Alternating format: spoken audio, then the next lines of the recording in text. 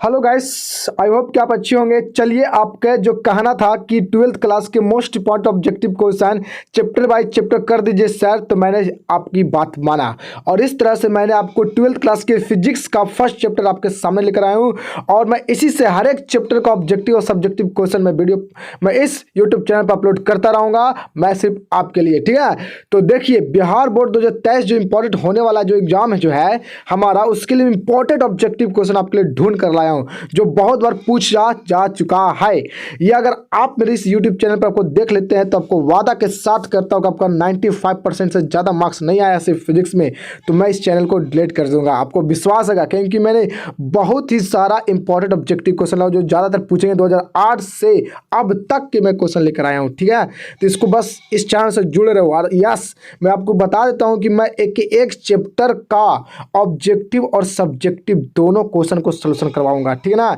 मैं इस चैनल पर दोनों का दोनों हर एक तरह का मैं सब्जेक्टिव ऑब्जेक्टिव को सबको दूंगा जो पूछा जा चुका है। ठीक है ना, तो इस बात को याद रखिएगा और मैं बताता हूँ चैप्टर बाय चैप्टर हर एक चैप्टर का ऑब्जेक्टिव सब्जेक्टिव आपको दूंगा। ठीक है ना, बस अब देखते रहिए। अगर इस YouTube चैनल से आप जुड़ जाएंगे तो आपको फिजिक्स में कोई नहीं रोक सकता 95% लाने के लिए। आपको भी विश्वास हो जाएगा। इस वीडियो को देखकर आपको नहीं कमेंट करने पर मजबूर हो गए तो आप जे कहिएगा से। ठीक है ना, बस इस वीडियो को लास्ट तक जरूर देखिएगा, बड़ा ही मजा आने वाला है। तो चलो वीडियो को करते हैं स्टार्ट। यस, अगर आप मेरे यूट्यूब चैनल पर पहले आए तो वीडियो को सब्सक्राइब नहीं कर भूलना। ठीक है ना, मतलब कर भी देना अगर तुमको अच्छा लगे तो। मुझे तो लगता है कि कर ही दोगे यार। अगर कर दोगे तो ये भी कॉमेंट करना कि I am a new subscriber of your channel YouTube. ठीक है ना, ठीक है, तो चलो वीडियो को करते हैं स्टार्ट। देखो, इलेक्ट्रिक चार्जेस एंड फील्ड से पहला इंपॉर्टेंट ऑब्जेक्टिव क्वेश्चन क्या लाया हूं आपके सामने। देखिए, ये है पहला ऑब्जेक्टिव क्वेश्चन आपके सामने रहा। कहता है कि इलेक्ट्रोस्टैटिक्स फोर्स इज ए, मतलब इलेक्ट्रोस्टैटिक्स जो फोर्स होता है बॉस, जो दो चार्जेस के बीच में लगता है, उसकी नेचर किस किस तरह का होता है। आपका पहला ऑप्शन है कि इलेक्ट्रिक चार्ज होता है, या सेंट्रल फोर्स होता है, सॉरी गलती हो गया, इलेक्ट्रिक फोर्स होता है, या बी में है सेंट्रल फोर्स, या सी में है कंजर्व फोर्स, या डी ऑल। क्या इलेक्ट्रोस्टैटिक फोर्स ये तीनों होगा? आपको क्या लगता है? तो यस, इसका राइट आंसर होगा option number D is the right. आपको जानकारी लेकर मैं बता दूं कि इलेक्ट्रोस्टैटिक फोर्स जो होता है वो रिपल्सिव फोर्स भी होता है, रिपल्सिव फोर्स भी, अट्रैक्टिव फोर्स भी, ठीक है ना, सेंट्रल फोर्स भी, इलेक्ट्रिक फोर्स भी और कंजर्व फोर्स, पांचों तरह से मैंने बताया हूं। ठीक है ना, इसी तरह से आप याद रखिएगा कि इलेक्ट्रोस्टैटिक फोर्स ये सभी होगा। Option number D is the right. Clear? चलिए अगला क्वेश्चन देखते हैं। ऑब्जेक्टिव दूसरा में देखो क्या कहता है। कहता है कि the smallest unit of electric charge, smallest unit of electric charge की बात कर रहा है। मैं आपको पूरी तरह से जानकारी दूंगा, हर एक तरह से आपको नॉलेज देता हूं। देखिए, हर एक तरह से आपको नॉलेज दूंगा। चलिए देखिए, कहता है स्मॉलेस्ट यूनिट, स्मॉलेस्ट मतलब सबसे छोटा। आपका पहला ऑप्शन कह रहा है क्या गुलाम होगा, आपका बी में करा फ्रैंकलिन, और सी में करा ESU इलेक्ट्रोस्टैटिक्स यूनिट, या डी में ऑल। सबसे छोटा यूनिट क्या होगा? आपको क्या लगता है? आपको क्या लगता है सबसे छोटा यूनिट कौन होगा? तो यहाँ पर राइट आंसर आपका होगा option number B is the right. Option number B is the right.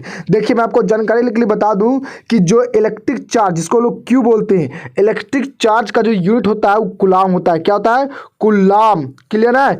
कुलाम होता है। इसका सीजीएस मात्रक ESU या फिर अस्टैंट कुलाम होता है जी। ठीक है ना, उसका सबसे छोटा यूनिट फ्रैंकलिन होता है। याद रखिएगा, बहुत आपके लिए जानकारी है। ठीक है ना, आपको बहुत फायदा करेगा आगे जाकर। चलिए अगला क्वेश्चन देख लेते हैं। तीसरा में देखिए क्या कहता है। तीसरा में आपको कहता है ना कि तीसरा में आपको कह रहा है, क्या कह रहा है कि 80 इज द डायमेंशन ऑफ, 80 किसकी डायमेंशनल फॉर्मूला होता है? एटी किसका होता है? ए का मतलब होता है करेंट, ए का मतलब करेंट ना रे, तो ए का मतलब करेंट यानी कि आई। क्लियर? ए का मतलब करेंट यानी आई, और टी का मतलब सेकेंड यानी कि टाइम, है ना। तो क्यू बराबर क्या होता है जी? IT, यानी क्यू मतलब चार्ज। दैट मीन्स का राइट आंसर कौन सा होगा? Electric charge. B is the right answer. बोलो, समझ में आ रहा? ये भी बहुत बार पूछा, 80 किसका डायमेंशनल फॉर्मूला। ठीक है, चलिए क्वेश्चन नंबर 4 को देखिए। कहता है ना, एक कुलाम इज इक्वल टू, एक कुलाम में कितना ESU या स्टैंड कुलाम होता है। स्टैंड कुलाम और ESU इलेक्ट्रिक चार्ज की CGS यूनिट है, याद रखिएगा। और सबसे छोटा यूनिट फ्रैंकलिन होता है, और ऐसा यूनिट क्या होता है आपका होता है कुलाम। तो कह रहा है एक कुलाम में कितना ESU या फिर स्टैंड कुलाम होता है। तो आपको पता होना चाहिए, जो आपका राइट आंसर होगा 3 × 10⁻⁴ पावर 9 स्टैंड कुलाम या फिर ESU आप इसको बोल सकते हैं, क्योंकि दोनों आपस में बराबर होते हैं, दोनों CGS मात्रक होता है। तो इस कंडीशन में आपका एक कुलाम में कितना ESU होगा? Option number A is the right answer. I hope कि आपको समझ में आ रहा है। क्लियर? चलिए अगला देखते हैं। क्वेश्चन नंबर 5 में क्या कहता है? कहता है the CGS unit of the electric charge. Electric charge का CGS यूनिट क्या होगा? क्या होगा? क्या होगा? बताओ जल्दी। ऑप्शन नंबर ए में ESU, बी में स्टैंड कुलाम, सी में बोथ, डी में कुलाम। तो आपका राइट आंसर होगा C is the right answer, statcoulomb भी ESU भी। और याद रखना ESU के द्वारा इलेक्ट्रिक चार्ज को मेजर ज्यादातर किया जाता है, ठीक है ना, इसलिए measurement unit of electric charge को ESU कहा गया है। क्लियर हो गया? क्लियर हुआ? अगर आपको समझ में आ रहा है तो लाइक जरूर करना, कमेंट जरूर करना, ठीक है ना। चलिए आगे देखते हैं। अगला देखते हैं क्वेश्चन 6 में। देखिए क्या कहता है। कहता है आपका the CGS unit of electric dipole moment.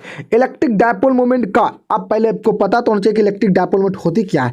देखिए इलेक्ट्रिक डायपोल मोमेंट एक वेक्टर क्वांटिटी होती है, जिसके बाद फॉर्मूला क्या होता है कि दो नेगेटिव चार्ज और पॉजिटिव चार्ज के बीच का डिस्टेंस यानी कि 2a लिया जाता है। क्लियर? और दोनों में से कोई एक चार्ज की मैग्नीट्यूड को हम लोग क्या करते हैं? गुना कर देते हैं। डेट में जैसे यहाँ पर मान लेते हैं कि यहाँ पर एक पॉजिटिव नेगेटिव चार्ज और यहाँ पर मान लेते हैं एक पॉजिटिव चार्ज। क्लियर?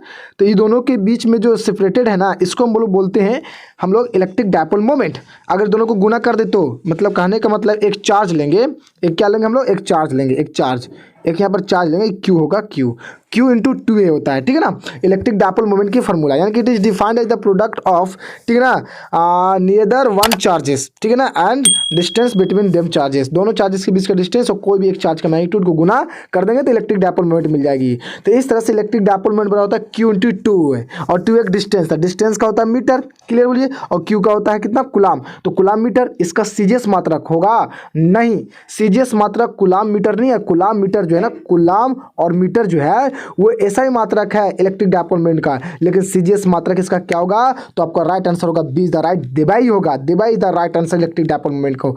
अगर आपको ज़्यादा अगर आपने पढ़ चुके हैं, आपको समझ में आ चुका है, तो वीडियो का स्पीड करके हाल देख सकते हैं, ठीक है ना। अगर आप एग्जाम देने वाले हैं तो आपको 2023 में बहुत ज़्यादा सहायता आपको करेगा, पहले आपको बोल देते हैं, ठीक है ना। तो चलिए अगला क्वेश्चन आपको देखते हैं, ठीक है। चलिए वीडियो का स्किप मत करिएगा। चलिए देखिए अगला कहता है क्वेश्चन नंबर 7 में, the electric flux over the surface of the sphere it is the charge with 10 microcoulomb.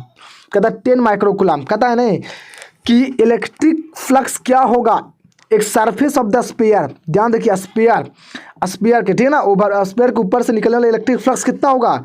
यदि वह चार्ज है 10 माइक्रोकुलम से, तो सबसे पहले आपको यह पता करिए कि इलेक्ट्रिक फ्लक्स का फार्मूला क्या होता है। इलेक्ट्रिक फ्लक्स बराबर फार्मूला क्या होता है? तो इलेक्ट्रिक फ्लक्स फाई बराबर आपका होता है इलेक्ट्रिक फील्ड इंटू एरिया जी। और ये एरिया किसका होगा? जिससे इलेक्ट्रिक फ्लक्स वहां से थ्रो होगा, बाहर निकलेगा, तो होगा स्फीयर से। तो स्फीयर का एरिया 4πr²। और इलेक्ट्रिक फील्ड बराबर यहाँ पर क्या लिखिएगा? 1/4 ना, तो 1/4 पाई एब्सोल्यूट नॉट। और इलेक्ट्रिक फील्ड क्या होता है? Q/r², एक पॉइंट के लिए, इंटू एरिया का क्या लिखिएगा? 4πr²। बोलिए होगा कि नहीं? तो r² से r² कटेगा जी, बोलिए। और ये क्या 1/4 पाई एप्सिलॉन नॉट क्या है? कांस्टेंट है ना जी। तो देखिए मैं आपको बताता हूँ आगे। तो इस तरह से आपका यहाँ पर ही ये पूरा कांस्टेंट होगा। तो इसका लिखिएगा 9 × 10⁹ हाँ बोलो, क्योंकि इलेक्ट्रोस्टैटिक्स या कूलम्बियन कांस्टेंट की वैल्यू 9 × 10⁹ न्यूटन मीटर स्क्वायर पर कूलम होता है। क्लियर? कूलम स्क्वायर होता है। तो ये आपका पूरा वैल्यू हो जाएगा। और यहाँ पर Q और यहाँ पर 4 पाई, तो 4 पाई को आप 4 में गुना करिएगा तो 9 × 36 पाई, यानी कि आपका यहाँ पर राइट आंसर में कितना होना चाहिए था? आपका भी आएगा 36 पाई। कितना हुआ? इंटू 10⁹ और एक माइक्रो अभी कूलम बचा हुआ जी, माइक्रो कूलम बचा हुआ है। अभी Q का वैल्यू पुट कहाँ किए हैं? इंटू में Q। अब यहाँ पर 36 पाई इंटू 10⁹ और Q का वैल्यू कितना है? 10 माइक्रोकुलम। तो 10 माइक्रोकुलम में कितना हो जाएगा जी? 1 माइक्रोकुलम में 10⁻⁻, ठीक है ना, 10⁻⁻6 होता है, ठीक है। तो 10 माइक्रोकुलम में कितना हो जाएगा जी? तो यहाँ आपका हो जाएगा 10⁻⁵, एक घट जाएगा ना जी। तो इस हिसाब से आपका कितना हो जाएगा? 36 पाई, और घटाइएगा 9 में से 4 और 9 में से 5, तो 4 बचेगा। तो इस तरह से आपका राइट आंसर कौन सा होना चाहिए बताइए? तो आपका राइट आंसर होगा 36 पाई। कितना? 36 पाई इंटू 10⁻⁴ आपका राइट आंसर हो जाएगा। इतना न्यूटन मीटर स्क्वायर पर, ठीक है ना, पर कूलम। इतना आपका राइट आंसर हो जाएगा, ठीक है। तो यहाँ पर आपका राइट आंसर कौन सा होगा? Option number A is the right आपका होगा। क्लियर हुआ? चलिए अगला देख लीजिए। अगला क्वेश्चन हम लोग देखते हैं। क्वेश्चन नंबर 8 में क्या कहता है कि volume of the electrical permittivity of free space.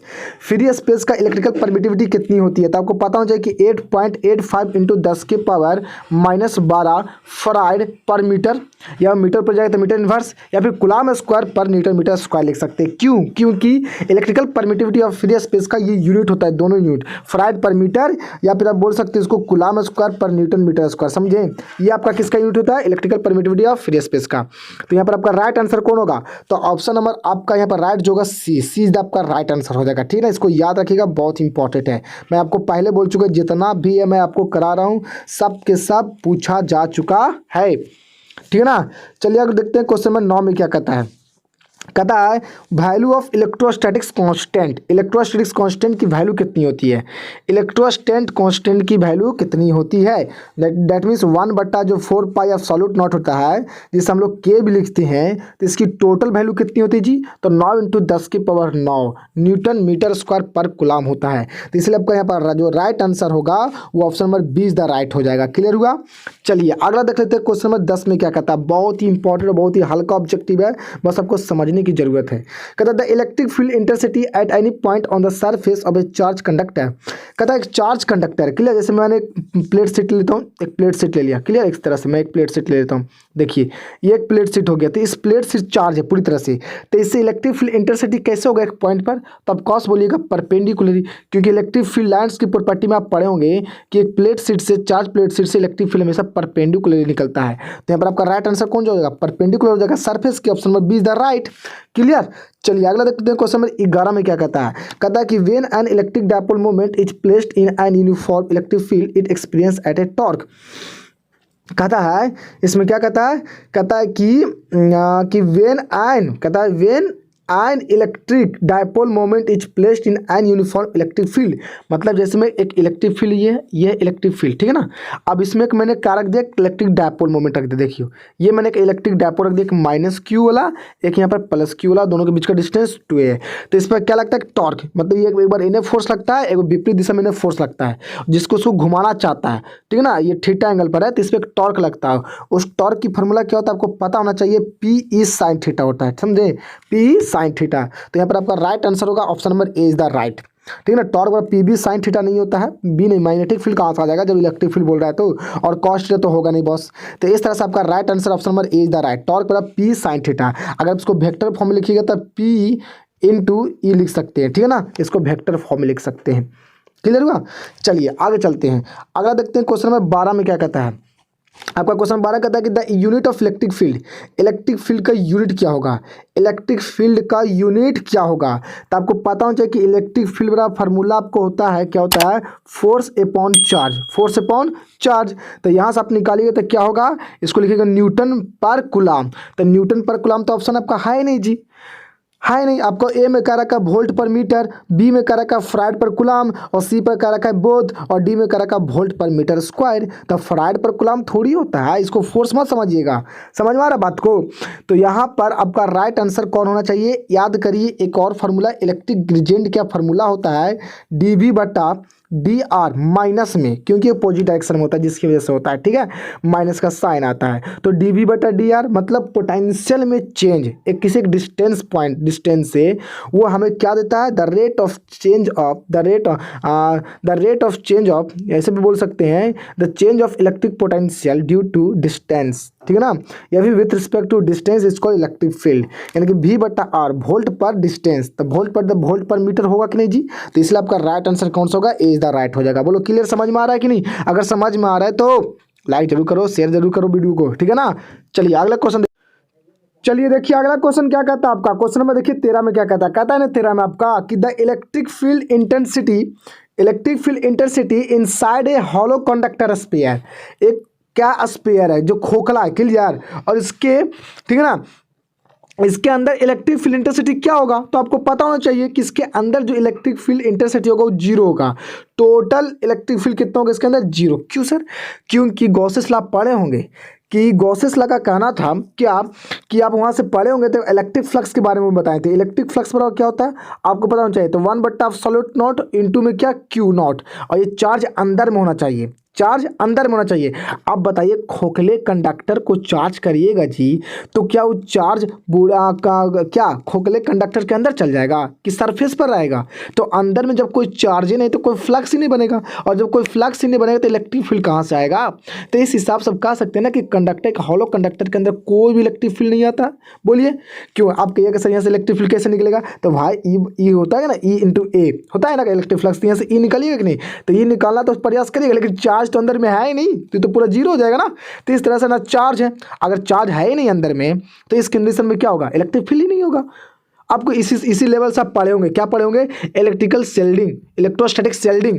Electrostatic shielding क्या, जो फ्राइडे साहब ने एक्सपेरिमेंट किया था, क्या किया था एक्सपेरिमेंट में अपने में, कि क्या किया था ना, आपको पता होगा इलेक्ट्रोस्टैटिक शेल्डिंग के बारे में, कि आज एक कंटेनर, एक जाल था मेटल का जाल, और मेटल के जाल में खुद अंदर चले गए थे और उस पर करंट, इलेक्ट्रिसिटी का प्रभाव किए थे, लेकिन उसको करंट नहीं मारते थे। ऐसा इसलिए क्योंकि इसलिए ना, क्योंकि कंडक्टर के अंदर अगर कोई भी चार्ज नहीं होगा तो इलेक्ट्रिसिटी का नहीं जाएगा वहाँ से, ठीक है ना। इलेक्ट्रिसिटी जा ही नहीं सकती है, एक प्रकार का वो आवरण का रूप करता है काम, समझे? तो वो एक रूप बन जाता है, एक बचाव बन जाता है, उसे इलेक्ट्रोस्टैटिक शेल्डिंग कहते हैं, समझे? तो यहाँ पर इसलिए आपका राइट आंसर कौन होगा? See the right, zero option आपका राइट होगा। Clear, zero. चलिए अगला देख लीजिए, क्वेश्चन नंबर 14 में क्या कहता है?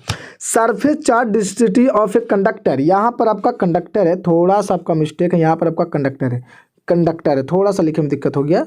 कंडक्टर कहता है कि surface charge density of a conductor is sigma surface charge density है। सरफेस डेंसिटी ऑफ चार्ज को सिग्मा कहते हैं, जो एक कंडक्टर का दिया रखा है। तो इलेक्ट्रिक फील्ड क्या होगा इसके नज़दीक में? तो इलेक्ट्रिक फील्ड क्या होगा बहू? तो याद रखना किसके बराबर फॉर्मूला होगा? इलेक्ट्रिक फील्ड बराबर एक अगर सरफेस डेंसिटी ऑफ चार्ज दिया हो तो आपको ये फार्मूला होगा ओमेगा सिग्मा बटा, ठीक है ना, एप्सिलॉन नॉट। ये आपका राइट आंसर हो जाएगा, यानी कि option number B is the right आपका हो जाएगा। क्लियर हुआ? चलिए अगला देखते हैं हम लोग, क्वेश्चन में क्या कहता है? 15 का आपका कहता है कि the electric field at point near an infinitive thin sheet of charge conductor. बहुत ही इंपॉर्टेंट है बॉस, मैं आपको बता देता हूँ, बहुत बार ये रिपीटिंग किया गया। अब बस ध्यान से समझना, आपको बड़ा ही मजा आ जाएगा ये ऑब्जेक्टिव क्वेश्चन। मेरे वीडियो को देखकर आपको कमेंट जरूर करिएगा, पक्का कह रहे हैं। खाली आप देखते जाइए आपको कितना इंपॉर्टेंट ऑब्जेक्टिव हमको दे रहा है, कोई नहीं आपको दे सकते इतने इंपॉर्टेंट, ठीक है ना। देखिए कहता है the electric field at point, ठीक है ना, नियर इन्फिनाइट थिन शीट। ये आपका थिन शीट हो गया मान लीजिए, ठीक है ना, और एक ही थिन शीट है, ठीक है ना, जो चार्ज है पूरी तरह से, क्या ये चार्ज है? क्या ये चार्ज है? तो जब चार्ज है तो इसके नज़दीक में इलेक्ट्रिक फील्ड क्या होगा? तो आपको पता होना चाहिए कि इसके बाद जो फार्मूला होगा वो सिग्मा बट्टा 2 एप्सिलॉन नॉट होता है। ऐसा क्यों सर? आप कैपेसिटर में पढ़े होंगे, कैपेसिटर में 2 प्लेट होते हैं, इस तरह से 2 प्लेट और 2 एक नेगेटिवली चार्ज होते हैं, एक पॉजिटिवली चार्ज होते हैं। बोलिए, एक नेगेटिवली एक पॉजिटिवली चार्ज होता है। क्लियर? इस पर नेगेटिव चार्ज, इस पर पॉजिटिव चार्ज। अगर एक प्लेट हो और एक प्लेट शीट हो तो इतना होता है, समझे? सिग्मा बटा 2 एब्सोल्यूट नॉट। और जब दोनों प्लेट सीट से अगर दोनों से पूछे, यहाँ देखिए यहाँ पर लिखा हुआ क्या? आयन एक इन्फिनाइट थिन सीट की बात करेगा तो सिग्मा बटा 2 एब्सोल्यूट नॉट। मैं आपको बता दूं, आपको कौन ऐसे बताएगा।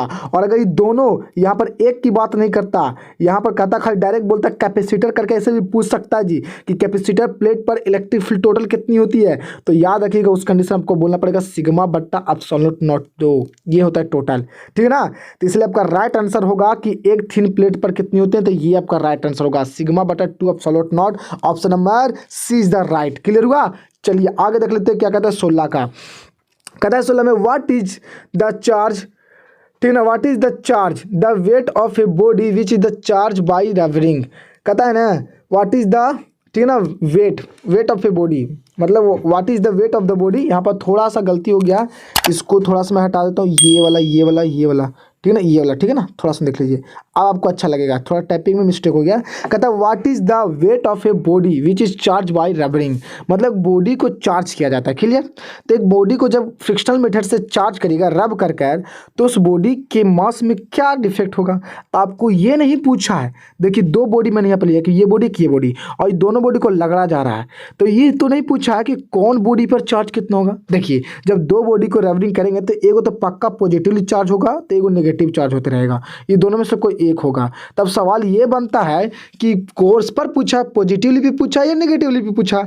अगर अगर कोई भी ऑब्जेक्ट नेगेटिवली चार्ज होता है तो उस पर इलेक्ट्रॉन आता है, तो उस कंडीशन में ये नेगेटिवली चार्ज जो बॉडी हुआ है उसका मास इंक्रीज होगा, क्योंकि इलेक्ट्रॉन आता है तो उसकी मास उस कंडीशन में इंक्रीज होगा। अगर कोई बॉडी पॉजिटिवली चार्ज होता है तो उससे इलेक्ट्रॉन हटता है, तो उस कंडीशन में उसकी मास डिक्रीज होता है। लेकिन यहाँ पर तो ये क्वेश्चन कह रहा है कि बस इसे चार्ज कर रहे हैं, तो बताओ ये बॉडी की मास क्या होगा। तो आपको पता होना चाहिए, तो इनका स्पेशल नहीं पूछा, स्पेशलिस्ट तो पूछा ही नहीं है खासकर, तो इसलिए आपका राइट आंसर होना चाहिए कि डिक्रीज भी हो सकता है और इंक्रीज भी हो सकता है। तो इसलिए आपका राइट आंसर होगा सी बोथ। क्या होगा? बोथ। यहाँ पर आपका बोथ हो जाएगा, ठीक है ना। क्या हो जाएगा?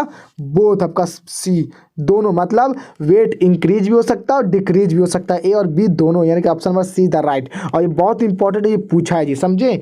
चलिए अगला क्वेश्चन देखते हैं 17 का क्या कहता है। कहता है when a body becomes negatively charge its mass, आ गया ना, समझो। एक बॉडी को क्या करते हैं? नेगेटिवली चार्ज करते हैं। तो एक बॉडी को नेगेटिवली चार्ज करिएगा कब? जब इस पर दीजिएगा इलेक्ट्रॉन तब, क्योंकि कोई बॉडी नेगेटिवली तभी चार्ज हो सकता है जब उस बॉडी पर इलेक्ट्रॉन गया हो, मतलब वह बॉडी इलेक्ट्रॉन को ऑब्जर्व कर रहा हो, ग्रहण कर रहा हो, तो वह बॉडी क्या होता है? नेगेटिवली चार्ज होता है। तो इस कंडीशन में उस पर इलेक्ट्रॉन चला गया, और इलेक्ट्रॉन चला जाएगा तो बॉडी का मास बढ़ जाएगा। दैट मीन्स आपका right answer B is the right, समझे। आगे चलिए, अगला क्वेश्चन आपका क्या कहता है 18 का, कि when a body becomes positively charge its मास। देखिए मैं जब सब तरह का आपको बता दे रहा हूँ ताकि आपको कोई कंफ्यूजन ना हो। एक बॉडी को चार्ज करते हैं पॉजिटिवली तो उसका मास क्या होगा? तो देखिए जिस पर से इलेक्ट्रॉन हट जाएगा तो यहाँ पर आपका राइट आंसर हो जाएगा ए, डिक्रीज, घट जाएगा। क्लियर। चलिए अब तो आई होप कि आपको समझ में आ गया डिक्रीज ग्रीज वाला कि किस तरह से क्वेश्चन पूछेगा तो मार देंगे मास से रिलेटेड, समझे। चलिए अगला आते हैं। आगे कहता है which of the following is the not the unit of the charge. Charge का यूनिट कौन नहीं है? ठीक है ना। Fried, कुलाम, stand कुलाम, Franklin. तो देखिए कुलाम भी है, स्टैंड कुलाम भी है, फ्रैंकलिन भी है, लेकिन फ्राइड नहीं है जी। तो आपका राइट आंसर होगा option number A is the right. Clear. चलिए अगला आपका कहता है क्वेश्चन नंबर 20 में कि the dielectric constant of an insulator can not be. Insulator का मतलब को समझ में आता है? इंसुलेटर जैसे में ईटा, पत्थर, लकड़ी, सूखी लकड़ी, ये सब का इंसुलेटर है। मतलब इंसुलेटर मतलब विद्युत रोधक पदार्थ, जो विद्युत रोधी को मतलब जो धारा को रोकता है बहने से, चार्ज के लिए नहीं होने देता है जी। तो उसका डाइलेक्ट्रिक कांस्टेंट कितना होगा? आपको क्या बता सकते हैं? देखिए मैं आपको एक जानकारी के लिए आपको बता देता हूँ कि देखिए हवा का जो डाइलेक्ट्रिक कांस्टेंट होता है, हवा का डाइलेक्ट्रिक कांस्टेंट जिसे रिलेटिव परमिटिविटी भी कहते हैं, रिलेटिव परमिटिविटी ऑफ मीडियम, तो एयर मीडियम के लिए जो होता है वो 1 होता है। क्लियर। और आपका मेटल के लिए बात की जाए तो इन्फिनाइट होता है। और किसी भी सब्सटेंस का जो क्या होता है, ठीक है ना, जो चालन कर सकता है जिसमें करंट, उसके लिए जो होता है ना वही दोनों के बीच में होता है, ठीक है ना, जिसको हम लोग बोलते हैं के, डाइलेक्ट्रिक कांस्टेंट के, ये दोनों के बीच में हो सकता है, चाहे तो इन्फिनाइट के बराबर या इन्फिनाइट से छोटा। क्लियर। और एक से बड़ा हो सकता है, ठीक है ना, या फिर एक से छोटा हो सकता है, एक से छोटा नहीं के बराबर हो सकता है। ये आपकी रेंज हो गया डाइलेक्ट्रिक कांस्टेंट होने का। तो इसमें इंसुलेटर का क्या नहीं हो सकता है? तो देखिए 1.5 तो हो सकता है, 3 भी हो सकता है, 4.5 भी हो सकता है, लेकिन याद रखना यार इन्फिनाइट नहीं हो सकता है। इन्फिनाइट इसलिए नहीं हो सकता इंसुलेटर का डाइलेक्ट्रिक कांस्टेंट क्योंकि इन्फिनाइट तो मेटल के होता है, तो इंसुलेटर तो मेटल होता ही नहीं, तो कंडक्टर होता है। समझ रहे हैं बात को। और कितना आपको बताया तो एक किसके लिए होता है? एयर के लिए 80 या फिर 81 किसके लिए होता है? वाटर के लिए। और मेटल के लिए तो इन्फिनाइट होता है, जैसे कॉपर, आयरन, एल्युमिनियम सब के लिए इन्फिनाइट होता है डाइलेक्ट्रिक कांस्टेंट। तो इंसुलेटर के लिए क्या होगा?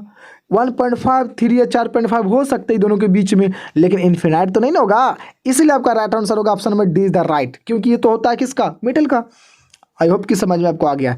चलिए अगले देखते हैं क्वेश्चन नंबर 21 में क्या कहता है। कहता है कि the SI unit of electrical permittivity of free space. अब electrical permittivity of the free space का एसआई यूनिट क्या होता है, तो आपको दो यूनिट होता है, आपको पता होना चाहिए। पहला कि कूलम स्क्वायर पर न्यूटन मीटर स्क्वायर, और दूसरा आपका होता है फराइड पर मीटर। इसी को आप लिख सकते हैं फराइड, और इसको ऊपर भेज कर मीटर इनवर्स। आपको मैं बता देता हूँ, बहुत इंपॉर्टेंट ये पूछा जा चुका है। तो यहाँ पर आपका राइट आंसर कौन सा होगा, तो यहाँ पर आपका राइट आंसर होगा ऑप्शन नंबर 20 द राइट होगा, क्योंकि ऊपर जाएगा तो माइनस हो जाएगा जी, यानी कि कूलम स्क्वायर न्यूटन के पावर -1 और मीटर और -2 हो जाएगा, ठीक है ना। ऑप्शन नंबर 20 द राइट हो जाएगा। क्लियर। चलिए अगला देख लेते हैं। आगे आपका क्या रखा है क्या कि the SI unit of electric dipole moment. Electric dipole moment का सीजीएस मात्रा का विचार बताए थे देबाई, और इससे और एसआई मात्रा होता है कूलम मीटर, क्योंकि फार्मूला होता है P बराबर Q इंटू 2A। क्लियर। तो Q का हो जाएगा कूलम और 2 एक डिस्टेंस है मीटर, तो कूलम मीटर तो इसका एसआई यूनिट हो गया। तो क्या यहाँ पर कूलम मीटर है कहीं पर, नहीं, तो ये तो कूलम जूल तो होगा नहीं, से कूलम मीटर पर सेकंड भी नहीं होगा, न्यूटन कूलम भी नहीं होगा, जूल कूलम पर न्यूटन हो सकता है जी, जूल देखते हैं जूल कूलम पर न्यूटन, ये है ना जी।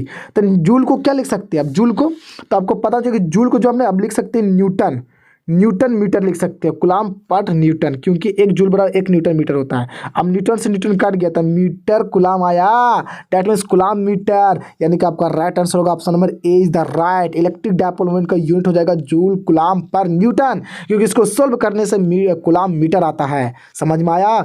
चलिए आगे हम लोग देखते हैं क्वेश्चन नंबर 23 में क्या कहता है। The CGS unit of the electric dipole moment, अभी जस्ट बताएं तो option number A is the right हो जाएगा देवाई, ठीक है ना। रिपीटिंग क्वेश्चन हो गया, चलो कोई बात नहीं। आगे देखो, कहता है the direction of the dipole moment. Dipole moment, electric dipole moment की डायरेक्शन क्या होती है, देखिए डायपोल मोमेंट मैं बताता हूँ, नेगेटिव चार्ज और यहाँ पर आपका पॉजिटिव चार्ज हो गया। क्लियर।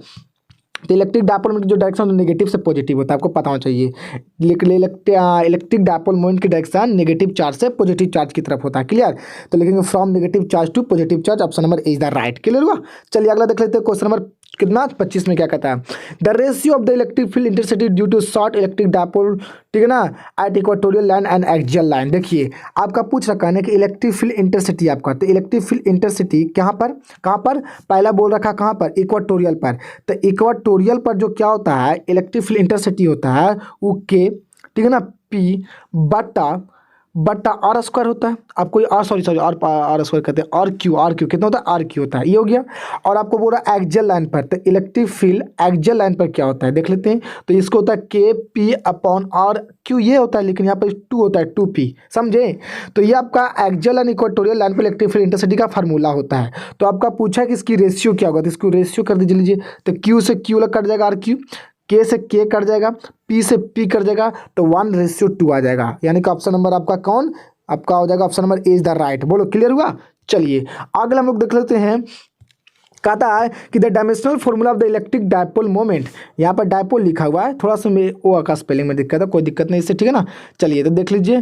कहता है ना कि एक dimensional formula of electric dipole moment का क्या होगा, तो इलेक्ट्रिक डायपोल मोमेंट फॉर्मूला भी क्या बताएं जी, तो कूलम मीटर होता है ना, मात्रक यूनिट इसका कूलम मीटर, और कूलम को लिख सकते हैं आई मतलब एम्पियर मतलब धारा, तो आई और टी, और मीटर को लिख सकते हैं लेंथ, और इसको एम के पावर लिख सकते हैं 0। तो इस तरह से आपका हो जाएगा MATL या फिर MLTA, option number A is the right. बोलो क्लियर हुआ। चलिए अगला देख लेते हैं क्वेश्चन नंबर 27 में क्या कहता है। What is the value of the dielectric constant of metal के लिए डाइलेक्ट्रिक कांस्टेंट जिसको बोलते हैं रिलेटिव परमिटिविटी क्या होता है, तो आपका ऑप्शन नंबर राइट होगा। आपका कौन सा होगा, C is the right, C is the right. चलिए 28 का देख लीजिए, 28 का कहता है the magnitude of electric field due to point charge at a distance R from the charge depends as. कहता है ना कि electric field magnitude of electric field का मैग्नीट्यूड एक पॉइंट चार्ज के लिए, तो देखिए कि यहाँ पर पॉइंट चार्ज मैंने रख दिया। इसके लिए जो इलेक्ट्रिक फील्ड किसी पॉइंट पर जो बनेगा ना जी, उसके लिए फार्मूला क्या होता है, तो ई बराबर फार्मूला होता है के, ठीक है ना, क्यू बट्टा आर स्क्वायर होता है, समझे। पॉइंट चार्ज के लिए आर क्यू, लेकिन डायपोल मोमेंट के रूप में पूछता है तो आर क्यू हो जाता है। आपको पता होना चाहिए डिस्टेंस का आर क्यू डायपोल मोमेंट के रूप में पूछता है तब इलेक्ट्रिक फील्ड का फार्मूला, समझे। लेकिन अगर एक पॉइंट चार्ज के लिए पूछे तो आर स्क्वायर होता है, आपको पता होना चाहिए। तो पॉइंट चार्ज के लिए पूछ रहा है बॉस, तो इलेक्ट्रिक फील्ड और पॉइंट चार्जेस के लिए जो डिस्टेंस, तो दोनों के बीच का क्या संबंध है, तो ये होता है directly proportional, sorry inversely proportional R square का ना, डिस्टेंस का ना। तो इसलिए आपका राइट आंसर कौन जाएगा, option number B is the right हो जाएगा। क्लियर हुआ। चलिए आगे आपको बताता हूँ मैं 29 में क्या कहता है। इलेक्ट्रिक फ्लक्स पर unit area is called electric flux ही होगा आपका, हो गया ये आपका क्या हो गया, इलेक्ट्रिक फ्लक्स पर यूनिट एरिया बराबर क्या लिखिएगा, इलेक्ट्रिक फील्ड। बड़ा सिंपल, कैसे सर, क्योंकि इलेक्ट्रिक फील्ड बड़ा सॉरी इलेक्ट्रिक फ्लक्स बड़ा होता है इलेक्ट्रिक फील्ड इनटू एरिया, तो एरिया को बटम कर दीजिएगा तो पर यूनिट एरिया वही नहीं होगा जी, तो इलेक्ट्रिक फ्लक्स पर यूनिट एरिया क्या बचा, इलेक्ट्रिक फील्ड। आपका यहाँ पर राइट आंसर होगा option number B is the right, समझे। चलिए अगला देखते हैं हम लोग, क्वेश्चन नंबर 30 में क्या कहता है, SI unit of the electric flux का एसआई यूनिट क्या होगा, इलेक्ट्रिक फ्लक्स का एसआई यूनिट क्या होगा। तो आपको पहले सोचना पड़ेगा कि इलेक्ट्रिक फ्लक्स पर क्या होता है, तो बोलेगा इलेक्ट्रिक फ्लक्स पर होता है sir electric field into area, good. और इलेक्ट्रिक फील्ड का यूनिट क्या होता है, तो आपको पता होना चाहिए कि वोल्ट पर मीटर होता है। वोल्ट पर मीटर बताएं जी, जिसे पोटेंशियल ग्रेडिएंट कहते हैं, ई बराबर डी वी बटा डी आर, तो वहाँ पर वोल्ट पर मीटर आया। और एरिया का क्या होता है, मीटर स्क्वायर होता है। हाँ बोलो, तो एगो मीटर से मीटर कटेगा जी, तब वोल्ट इंटू मीटर आएगा, यानी कि आपका राइट आंसर होगा B, volt metre. Electric flux का यूनिट बहुत इंपॉर्टेंट है, बहुत इंपॉर्टेंट। देख लीजिए कितने इंपॉर्टेंट ऑब्जेक्टिव क्वेश्चन मैं आपको करा रहा हूँ, कहीं भी आपको नहीं कराएंगे बस, लेकिन लाइक जरूर करना यार, ये कमेंट जरूर करना कि सर हमको मज़ा आ गया, ताकि हमको भी अच्छा लगे, इतना मेहनत कर रहा हूँ आपके लिए। आपने कहे थे कि जल्द ही सर इसका वीडियो डालिए, मैंने सब डाल रहा हूँ। अगला चैप्टर को जस्ट कल अपलोड करने वाला हूँ, जब बस वेट कर लीजिए, सब्सक्राइब कर लीजिए, तो सब्सक्राइब करोगे तभी आपके पास ठीक है ना नया नोटिफिकेशन जा सकता है वीडियो का। चले तो देखिए अगला क्वेश्चन 31 का देखते क्या कहता है, कहता है the dimensional formula of electric flux का डायमेंशनल फार्मूला क्या होगा इलेक्ट्रिक फ्लक्स का। अभी जस्ट बताएं यूनिट क्या होता है, तो हमें बताया वोल्ट मीटर तो उसका यूनिट हो गया, तो वोल्ट को भी तोड़ना पड़ेगा ससुरा वाला को, तो वोल्ट बराबर क्या होता है डब्ल्यू बटा क्यू और ये मीटर। अब डब्ल्यू बराबर क्या होता है, तो डब्ल्यू को एनर्जी है, तो एनर्जी का होता है केजी मीटर स्क्वायर, क्लियर, पर सेकेंड स्क्वायर, यहाँ तो ठीक है, और ये पहले से मीटर होगा, क्लियर। और नीचे क्यू है, क्यू माने चार्ज, जिसको आई टी लिख सकते हैं, तो आई माने एम्पियर और टी माने सेकेंड, ये आपका हो गया। तो आपका यूनिट क्या होगा, केजी मीटर को मीटर, तो मीटर क्यू, तो केजी, तो केजी के लिखिएगा एम, चलो ठीक है। अब मीटर क्यू हो जाएगा, यहाँ तक लिखिएगा एल क्यू, और यहाँ से लिखिएगा second Q, second square second, तो यहाँ पर जाएगा टी के पर माइनस में 3 और यहाँ पर ए नीचे, तो ए के पर माइनस में 1, तो यानी कि आपका राइट आंसर होगा एम, एल के पर 3, टी के पर -3 और ए के पर माइनस में 1, यानी कि option number A is the right होगा, क्लियर। चलिए आगे देख लेते हैं। आगे आपका कर रखा है कि an electric dipole is the included by the surface the total electric flux across through the surface is कितना, इनफिनाइट क्यू बटा एप्सिलॉन नॉट 0 या ई ए साइन थीटा। तो आपको मैं बता देता हूँ कि क्या रहा है, electric dipole is included by the surface, एक सरफेस के द्वारा इलेक्ट्रिक डायपोल बंद है, तो टोटल इलेक्ट्रिक फ्लक्स कितना होगा जी, टोटल इलेक्ट्रिक फ्लक्स कितना होगा, तो आपको पता होना चाहिए कि टोटल इलेक्ट्रिक फ्लक्स यहाँ पर सी 0 होगा। अब सर कैसे 0 हो सकता है सर, तो आपको क्या बोले, सरफेस के अंदर इंक्लूड है total charge electric dipole movement के लिए। तो इलेक्ट्रिक डायपोल मूवमेंट में क्या होता है जी, एक नेगेटिव चार्ज एक पॉजिटिव चार्ज होता है ना जी, तो टोटल जोड़िएगा तो उस इंक्लोज सरफेस के अंदर कितना चार्ज है जी, तो 0, तो 0 चार्ज से इलेक्ट्रिक फ्लक्स बनेगा। इलेक्ट्रिक फ्लक्स में कोची होता है बताइए, तो 1/सॉलिड नॉट गॉसेस लॉ के अनुसार, और क्यू इनसाइड यही ना होता है, तो क्लोज सरफेस के अंदर इलेक्ट्रिक डायपोल है, और इलेक्ट्रिक डायपोल नेगेटिव और पॉजिटिव चार्ज होता है, तो टोटल चार्ज 0, तो 0 चार्ज से कोई फ्लक्स नहीं, option number see the right. बोलो समझ में आया कि नहीं बोलो बताओ, आया कि नहीं, कमेंट जरूर करो आता है तो। चलिए अगला देखते हैं, क्वेश्चन नंबर 33 में क्या कहता है, according to the Gauss's law के अनुसार electric field of an infinite long charge straight wire is the perpendicular to, किसके परपेंडिकुलर होगा, अकॉर्डिंग टू गॉसेस लॉ।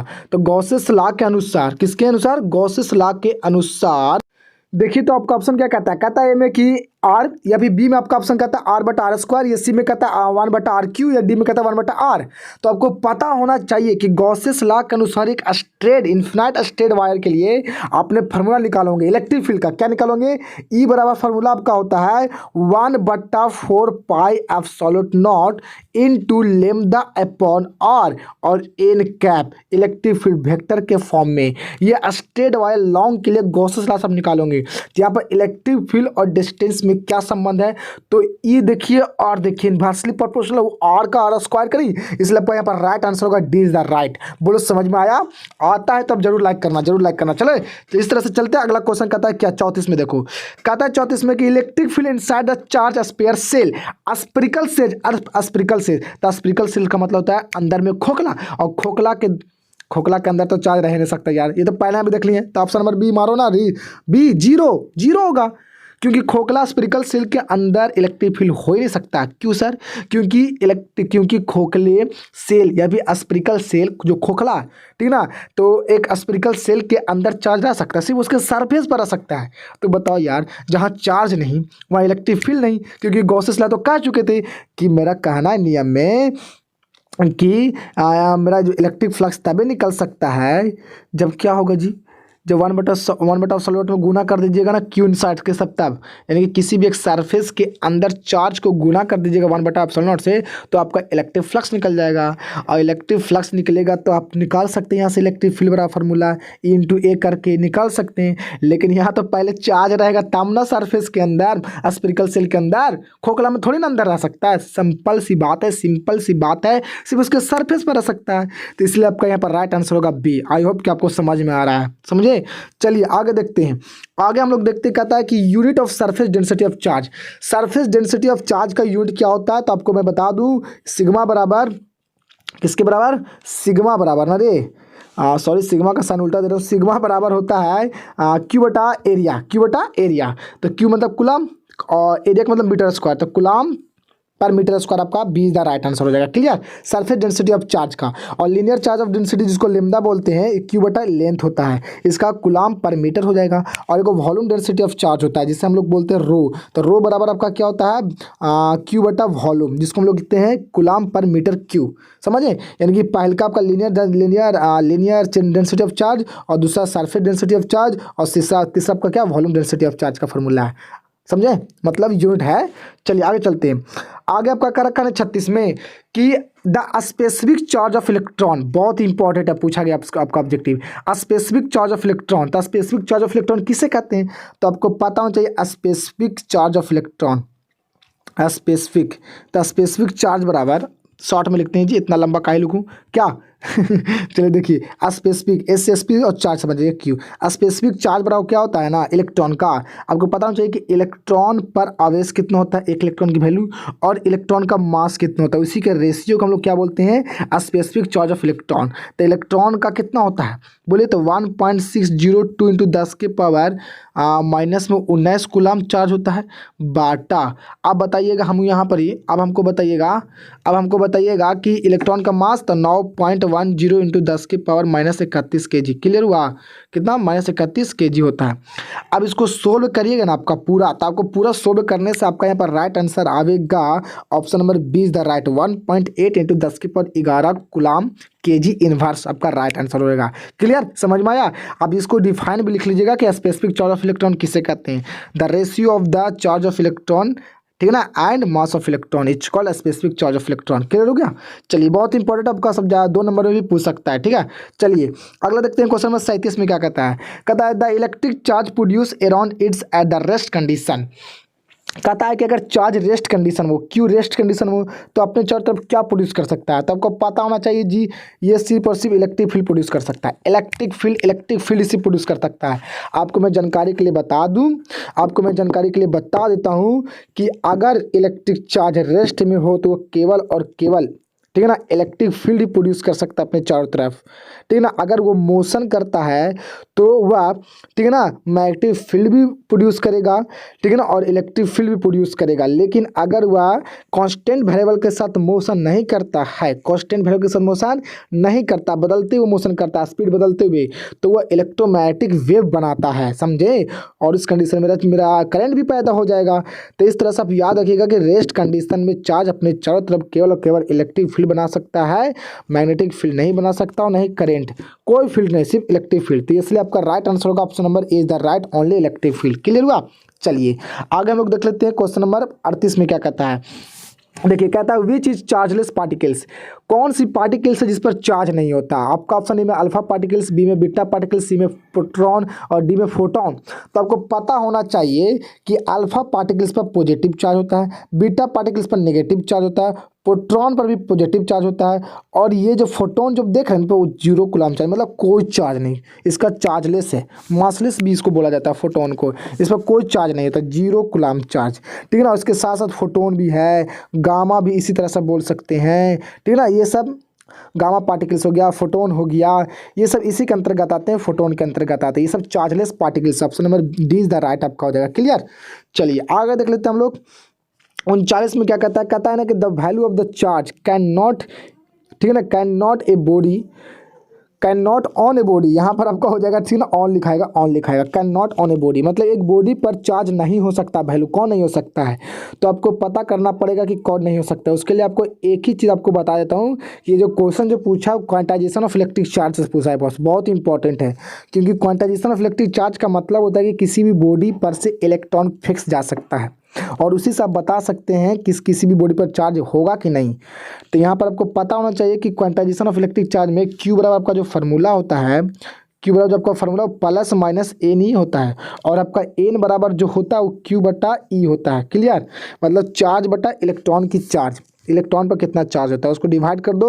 अगर एन की वैल्यू आपका कितना होता है, +-1 +-2 ये सब आता है, तो आप कह सकते हैं कि उस बॉडी पर चार्ज होगा। अगर नहीं आता तो नहीं कह सकते। तो आप चेक करिए, पहला का आप क्या लिख सकते, पहला को सो भी करिए। यदि चार्ज दिया हुआ क्यू की वैल्यू, तो क्यू का वैल्यू लिखिएगा 3.2 × 10⁻⁹ कूलम, और बटा ई का वैल्यू कितना होता है 1.6। तो 3.2 में 1.6 से काटिएगा तो 2 आएगा, यानी कि एन की वैल्यू 2 होगा प्लस में, तो ये तो हो सकता है। क्लियर। और 10⁻⁹ से 10⁻⁹ कट जाएगा बटा में। तो आपका बी में देखिए, तो बी में आपका कितना आएगा, तो 16 चौको 64 हो जाएगा आपका। क्लियर। तो 16 चौको आपका 64 हो जाएगा। तो यहाँ पर जैसे में इसको काट के देखते हैं, तो इसको ऊपर में नीचे जैसे में कितना 64 हो जाएगा ना जी, 64 बटा कितना करिएगा जी 3.2। तो ये पॉइंटवा हटाइएगा तो नीचे 100 आएगा ना जी, और इसमें से पॉइंटवा हटाएगा तो ऊपर को 10 जाएगा जी, इसको काट जाइएगा। तो काटे तो 32 दूनी कितना होगा, 32 दूनी 64, और 10 से भागा कर दीजिएगा जी, सोच लीजिए। तो 10 से भागा कर दीजिएगा तो आपका कितना आ जाएगा 0.2 आ जाएगा जी, और 0.2 आ जाएगा। तो इस कंडीशन में आपका बी तो नहीं हो सकता है, बी आपका तो नहीं होगा, इसलिए आपका राइट आंसर बी हो जाएगा। ठीक है ना। और आप चेक कर सकते हैं, ठीक है ना। तो यहाँ पर आपका बी नहीं होगा। क्लियर हुआ, क्योंकि 0.2 आ रहा है, तो 0.2 थोड़ी ना इनके वैल्यू हो सकता है। अगर आप उसका सी का चेक करिएगा तो कितना होगा जी, तो अगर आप सी को चेक करते हैं तो 10⁻⁹ हो, तो 10⁻⁹ कट जाएगा और 16 छक 96 आ जाएगा।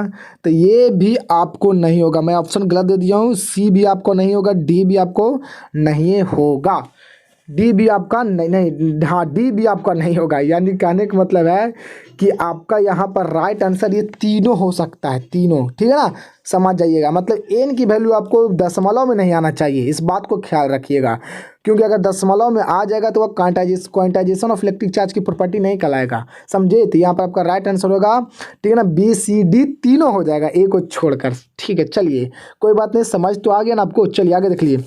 If area vector and electric field are perpendicular to each other the electric flux is, क्या करा, area vector and electric field perpendicular to each other, तो बताओ थीटा कितना, बोलो 90 डिग्री। तो इससे इलेक्ट्रिक फ्लक्स पर क्या लिखा लिएगा, ई इंटू ए, और डॉट पर क्रॉस प्रोडक्ट को आइएगा तो क्या आएगा, डॉट प्रोडक्ट हटाने पर कॉस थीटा आता है। तो थीटा का वैल्यू कितना 90 डिग्री, तो कॉस 90 साइन 0 के बराबर, यहाँ के पूरा 0, ऑप्शन में बी इज द राइट। समझे। आगे कहता है ना कि द वैल्यू ऑफ एक इलेक्ट्रोवोल्ट की वैल्यू कितनी होती है। तो एक इलेक्ट्रॉन का वैल्यू कितना होता है 6.2, 1.6 इंटू 10⁻⁻⁹ कूलाम। तो कूलाम और वोल्ट मिलकर जूल बन जाएगा। तो यानी कि एक इलेक्ट्रोवोल्ट में 1.6 × 10⁻⁻⁹ joule. Option number B is the right. Clear हुआ। चलिए अगला देख लेते हैं क्वेश्चन नंबर आपका, ठीक है ना, 42 में क्या कहता है, dimensional of the electric field का डायमेंशनल फॉर्मूला क्या होगा जी। इलेक्ट्रिक फील्ड का डायमेंशनल फॉर्मूला बहुत इंपॉर्टेंट। तो देखिए आपको मैं बताता हूँ, इलेक्ट्रिक फील्ड का फॉर्मूला क्या होता है, फोर्स अपॉन चार्ज, मतलब न्यूटन पर कूलाम होगा। हाँ बोलो, इस न्यूटन को क्या लिख सकते हैं, kg मीटर, ठीक है ना, पर सेकेंड स्क्वायर, और कूलाम के सेकेंड इंटू एम्पियर लिख सकते हैं। तो यहाँ से डायमेंशनल फॉर्मूला निकाल दीजिए। kg के लिए क्या लिखेगा m, और मीटर के लिए क्या लिखेगा l, ठीक है ना, यानी कि एम और एल हो जाएगा, और सेकेंड यहाँ पर क्यू है जी, देखिए दोनों मिलकर क्यू बन जाएगा। तो ए टी के लिए -3 लिखिएगा ना जी, और ए ऊपर जाएगा तो माइनस, यानी कि ऑप्शन में डी इज द राइट हो जाएगा। समझे। चलिए आगे देख लीजिए। अगला आपका कहता है 43 में क्या, कि the formula of the surface density of charge, जिसको हम बोलते हैं सिग्मा। तो सिग्मा बराबर होता है Q upon area. Option number आपका बी इज द राइट, आपका बी इज द राइट आपका हो जाएगा। चलिए अगले देखते हैं 44 का क्या कहता है। 44 में कि द इलेक्ट्रोस्टैटिक्स फोर्स इज, ठीक है ना, द इलेक्ट्रोस्टैटिक्स फोर्स इज का फॉर्मूला क्या होगा। तो इलेक्ट्रोस्टैटिक्स फोर्स पर आपका फॉर्मूला होता है इलेक्ट्रिक फील्ड इंटू में चार्ज, इनटू में चार्ज। आपको पता होना चाहिए कि कोलम्बियस लॉ पढ़े दो चार्ज के लिए, तो दो चार्ज के लिए तो फार्मूला वही होता है जी, 1/4 pi epsilon not into Q1 into Q2 बटा आर स्क्वायर। यानी कि आपका ये तो दोनों ना होगा, option number C is the right, C is the right, C is the right आपका हो जाएगा, ठीक है ना। एस बराबर ई क्यू बी और 1/4 पाई एप्सिलॉन नॉट और Q1 इंटू Q2 बटा आर स्क्वायर, आपका बी बी और ए बी इसका आपका राइट आंसर हो जाएगा, option number C is the right. Clear. चलिए अगला क्वेश्चन हम लोग देख लेते हैं, ठीक है ना। अगला क्वेश्चन क्या कहता है, हाँ अगला क्वेश्चन में टाइपिंग में थोड़ा दिक्कत हो गया। 45 में यह कहना क्या चाहता है मैं आपको बता देता हूँ। ये दूसरा है, ये दूसरा है, ये दूसरा है, ये भी सब्जेक्टिव क्वेश्चन का है, ठीक है ना। इसको हटाइए। यहाँ पर आपका क्वेश्चन ये है कि निम्नलिखित में पोलर डायलेक्ट्रिक्स कौन है। पोलर डायलेक्ट्रिक्स का आपको एग्जांपल देना है। पोलर डायलेक्ट्रिक्स का एग्जांपल कौन है, तो बताइए पोलर डायलेक्ट्रिक्स किसे कहते हैं। पोलर मॉलिक्यूल्स जिसका डायपोल मोमेंट आपका जीरो नहीं हो, ठीक है, उसे पोलर डायलेक्ट्रिक्स कहते हैं। तो किसका डाइलेक्ट्रिक डायपोल मोमेंट नहीं होती है, तो आपको मैं बता देता हूँ कि इलेक्ट्रिक डायपोल मोमेंट जीरो उसका नहीं हो सकता है जो ज़्यादातर आयनिक कंपाउंड होती है। आयनिक कंपाउंड डैट मीन्स कहने का मतलब जिसमें ज़्यादातर प्लस और माइनस होते हैं, उस कंडीशन में क्या होता है ना, वो डायपोल मोमेंट बना पाता है, ठीक है। तो हम यहाँ पर पूछा जा रहा है कि किसका इलेक्ट्रिक डायपोल मोमेंट जीरो नहीं होगा, मतलब इलेक्ट्रिक डायपोल मोमेंट होगा। तो आपका यहाँ पर राइट आंसर होगा सी, क्योंकि H और Cl एक पॉजिटिव है एक नेगेटिव है, तो दोनों के बीच में डायपोल मोमेंट बनती है नेगेटिव से पॉजिटिव की तरफ, समझे, HCl में। तो इस तरह से आपका पोलर डायलेक्ट्रिक्स या पोलर मॉलिक्यूल्स का जो एग्जांपल होगा HCl आपका राइट हो जाएगा। बाकी कार्बन डाइऑक्साइड, ऑक्सीजन का गैस और CH4 मीथेन ये सब नहीं होगा। क्लियर, आपका सीधा राइट हो जाएगा। समझ में आ गया।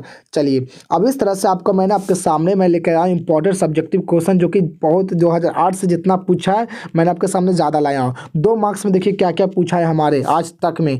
देखिए define the surface density of charge with unit के साथ इसका सरफेस डेंसिटी ऑफ चार्ज का डिफाइन करना है। अगर आपको फुल नंबर चाहिए तो मैं आपको एक बात बताना चाहता हूँ कि अब इसका जब भी डिफाइन लिखिएगा तो अब इसका फार्मूला भी जरूर लिखिएगा, वेयर में कौन किया है जरूर। जैसे सरफेस डेंसिटी ऑफ चार्ज का मैं आपको लिख कर बताता हूँ। जैसे देखिए यहाँ पर मैं आपको लिख देता हूँ, ठीक है ना। जैसे देखिए अगर कोई बोलेगा कि सरफेस डेंसिटी ऑफ चार्ज क्या, तो लिखिएगा इट इज डिफाइंड एज, ठीक है ना, the electric charge distributed on the surface area पर सॉरी गलती हो गया, it is defined as the electric charge distributed per unit area of the conductor, it's called surface density of charge। Clear. तो इसके बाद फिर उसके बाद क्या लिखिएगा, फार्मूला सिग्मा बराबर क्या लिखिएगा, फिर फार्मूला सिग्मा बराबर लिखिएगा क्या लिखिएगा Q बटा एरिया, और Q क्या है सिग्मा क्या है ए क्या है, वेयर में करके लिख देना। हो सके तो आप फार्मूला भी इसको इसका फिगर भी छाप सकते हैं, ताकि जो एग्जामिनेशन उस चेक करने में उसको सहायता मिले, मतलब उसको अच्छा फील हो जाए। नहीं कर मतलब उसको काटने में इतना सोच ही नहीं करे कि हम इसको नंबर कैसे काट दें, इस बच्चे को इतना अच्छा से लिखा है। इस तरह से आपको करना पड़ेगा। मेरा एडवांस मानिएगा तो आपको में फ़ायदा करेगा, ठीक है ना। इतना करिएगा तो आपको फुल नंबर मिल जाएगा, कोई दिक्कत नहीं होगा, क्योंकि मैंने ऐसा ही एग्जाम अपने एग्जाम में किया था ताकि मेरा अच्छा रिजल्ट आया है। क्लियर। तो इसी तरह से मैंने आपको सब्जेक्टिव क्वेश्चन जितने भी इंपॉर्टेंट था मैंने पूछा गया, मैं सब आपको दिखा दे रहा हूँ। देख लीजिए कैसे आप बना लीजिएगा। अगर आपसे नहीं बनता है इसमें से कोई भी तो कमेंट्स करिएगा। इस वीडियो के डिस्क्रिप्शन बॉक्स में मैं उसका PDF लिंक दे दूंगा, आप डाउनलोड कर सकते हैं, फ्री में डाउनलोड कर सकते हैं, कोई पैसा नहीं लगेगा, ठीक है ना। मैं फ्री में डाउनलोड आप कर सकते हैं, ठीक है ना। अगर नहीं बनता है तो, लेकिन आप उसको ट्राई करिएगा, स्कूल में कोचिंग में सब पूछ लीजिएगा, बहुत बार पूछा गया सब है। ये देखिए अगला देखिए, what do means electric flux on the surface, volume density of charge, unit के साथ इंटेंसिटी ऑफ इलेक्ट्रिक फील्ड, ठीक है ना, डायलेक्ट्रिक कांस्टेंट, ठीक है ना। और इसी तरह से आपका क्या है, define the dielectric strength, dielectric constant बहुत बार पूछा है। देखिए डायलेक्ट्रिक कांस्टेंट को रिलेटिव परमिटिविटी भी कहते हैं। इलेक्ट्रोस्टैटिक शेल्डिंग क्या है, ये भी बहुत इंपॉर्टेंट है, ये सभी पूछा है। आगे देख लीजिए, ठीक है ना। अगला क्या है आपका, difference between the polar dielectrics और नॉन पोलर डायलेक्ट्रिक्स, इसको भी याद कर लीजिएगा, बहुत इंपॉर्टेंट है। आगे आपका कर रखा है 9 में कर रखा है कि what is the electrical permittivity of the furious पे राइट यूनिट एंड डायमेंशनल, बहुत इंपॉर्टेंट है। क्वांटाइजेशन ऑफ इलेक्ट्रिक चार्ज को देख लीजिएगा, बहुत इंपॉर्टेंट है। एस्पेक्ट चार्ज ऑफ इलेक्ट्रॉन, ये सब जितने भी मैंने 2 नंबर में आपको VVI मैंने आपको सामने दिया हूँ, ठीक है ना। आप जैसा कर रहे थे मैं उसके सामने आपको ला के दिया हूँ। चलिए आपका देखिए लॉन्ग में, देखिए लॉन्ग में आपको सारा इंपॉर्टेंट है, बहुत सारा पूछ चुका है, पूछे मत कि वो कितना इंपॉर्टेंट है जी। कहता ना state and prove Gauss's law theorem in electrostatics, Gauss's law क्या कहता है उसको लिख देना, इसको प्रूव कर देना। आपको 5 नंबर में ये क्वेश्चन पूछा गया है, ठीक है ना। Right coulomb's law in electrostatics and prove it example, इसको भी देख लीजिएगा, ये भी इंपॉर्टेंट है, ठीक है ना। इस तरह से देखिए आपको देखिए 3 का देखिए कहता है find out expression of electric field intensity due to a short dipole on the axial line at a point एक पॉइंट पर एक्सियल लाइन पर क्या करना है, इलेक्ट्रिक फील्ड इंटरसिटी ज्ञात करना है डायपोल मोमेंट के रूप में। इसी तरह से मैंने ऑब्जेक्टिव देखिए कितने इंपॉर्टेंट है। ये सारा का सारा 5 नंबर में था जो कि इस सिलेबस का था, बहुत ही इंपॉर्टेंट बॉस। आपको मैं एक एडवाइस देना चाहता हूँ कि सबसे ज़्यादा जो पूछा गया उन्हें एट एनी पॉइंट पर पूछा गया, ये वाला आपका 4 वाला आपको सबसे ज़्यादा पूछा गया, क्लियर। और उसके बाद सबसे ज़्यादा पूछा गया आपका ये वाला 6 वाला, clear, uniform charge straight wire के लिए, ठीक है। उसके बाद आपका आता है प्लेन चार्ज प्लेन के लिए, देखिए वाला यूनिफॉर्मली, ठीक है ना, यूनिफॉर्मली चार्ज प्लेन के लिए, चार्ज प्लेन शीट के लिए, प्लेन शीट के लिए भी पूछा।